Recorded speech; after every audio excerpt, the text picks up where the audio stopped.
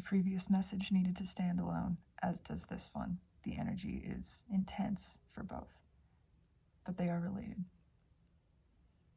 and came dovetailing one another. The importance of selfishness. Oh, we are reclaiming this word. It is happening.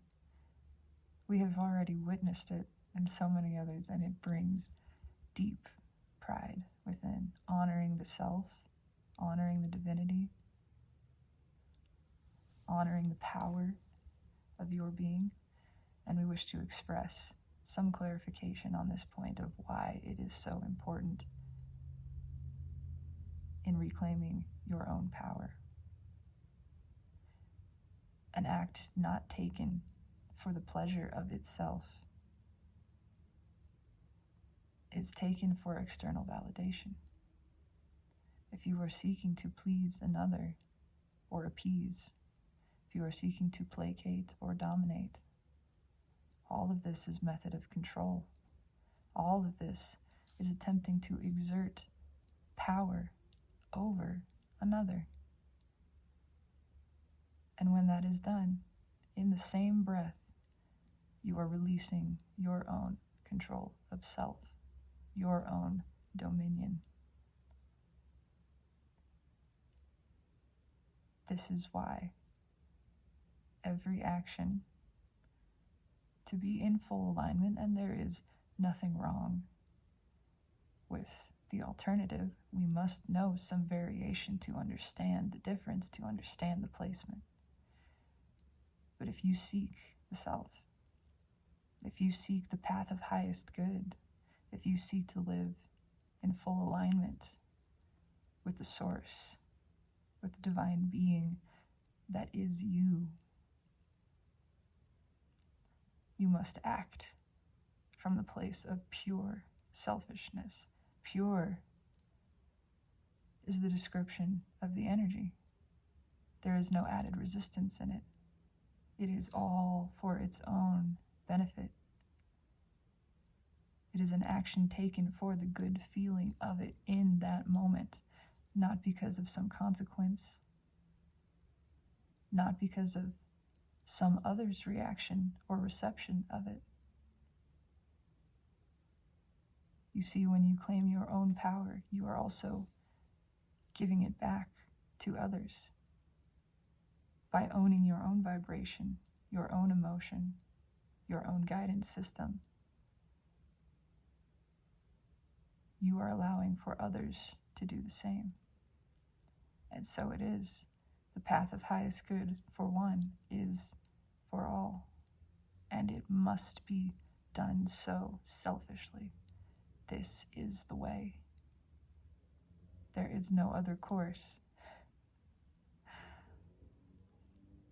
When one begins to question one's actions from the basis of how will it be received, how will it affect another, this cuts you off from your guidance system. This is where the devil energy slips in. This is where the shadow emerges and casts a cloud of confusion, and suddenly you are not sure which way to be or to act. There seem to be too many options, too many things to decipher. You have no power over a single other soul. You have no control over their emotion. Claim it in yourself and allow this awareness to expand, to be recognized. This means allowing for others to feel exactly as they feel. This means allowing for them not to receive you, not to be pleased with you, allowing for them to feel anger or sadness or pain, allowing for them to feel violated, perhaps. Understand, when you claim your own vibration, there is no violation. Each of us is sovereign self. Everything which occurs is in some way consented to, because the universe does not listen to your words. The universe listens to your energy. And And when you are giving it away, you are allowing others to take from you in same form. This is how you bring balance to all, within and without. Reclaiming your own power, acknowledging not one other controls you.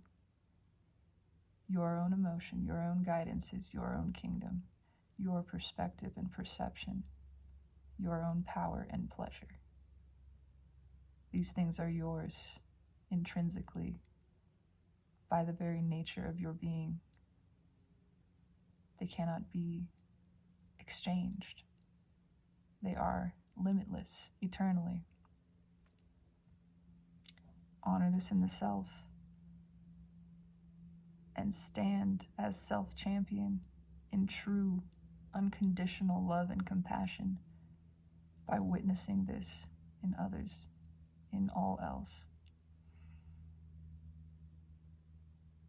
Honor that they have their own control over emotion, regardless of their perception in that moment.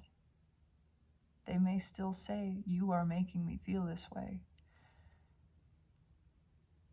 Witness this and recall how you have often done this in the self, and understand in that moment you are being gifted revelation of what it is to surrender power, to cut oneself off from the source, to cut oneself off from the power of being. Witness this with compassion and be not moved by anything less than true alignment with the self. And in so doing, you demonstrate this. You demonstrate divinity. You show. You cannot teach. You cannot drag someone along the way. It must be shown. And this must be done for the self first. It must be selfish. Seek to be self-absorbed and understand that in so doing, in allowing others to seek this for themselves, they regain that power and control, and then the energy balances. Then no more do we engage in karmic bondage with one another. We release these cycles. We begin to live in divine providence and protection to bring in our blessings. As well as lessons, there will always be more growth. That is the point, soul. You are unlimited. You are ever expanding. But the contrast takes on a different note, a different tinge. You need not engage in such intense dissonance.